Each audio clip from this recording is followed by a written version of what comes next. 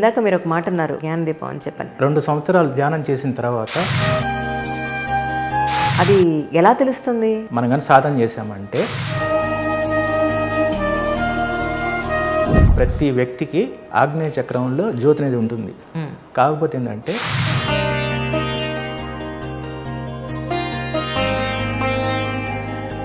ఆ విద్య అనేది ఎలా నేర్చుకోవాలనేది మనం చెప్తున్నాం.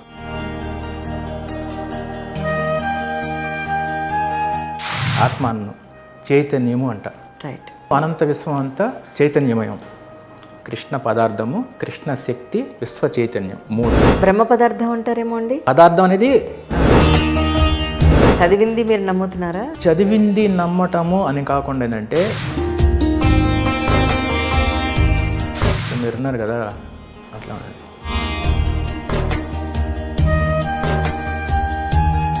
ప్రజెంట్ అంటే మీ బాడీ పరిస్థితి బాగలేదు, లోపల అంతర్గతంగా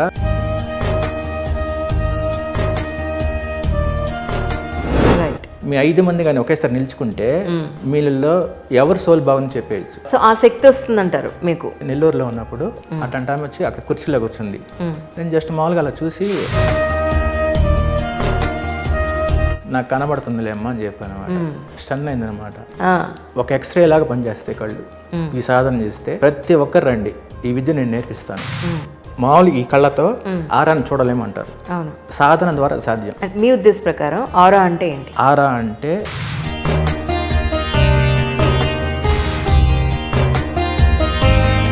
సో ఇంటర్నల్ సోల్ చూస్తాను. ఇంటర్నల్ సోల్ కనబడుతుంది. ఆత్మ అనేది నిజంగా ఉందా? ఉంటే అది ఏ రూపంలో ఉంటుంది? అమావాస్య రోజు సాధకులను బాగా చేసినప్పుడు వాళ్ళు కానీ ఆకాశంలో కానీ చూసారంటే వాళ్ళ రూపం అట్టే ఆకాశంలో పడుతుంది. ఆత్మశక్తిని ఒకరి నుంచి ఇంకొకరికి మనం ట్రాన్స్ఫర్ చేయొచ్చు అని. ఈ లాల్ బహదూర్ స్టేడియం ఉంది కదా, ఉదయం 8, 9 దాకా అందరూ వాకింగ్ చేస్తూ ఉంటారా?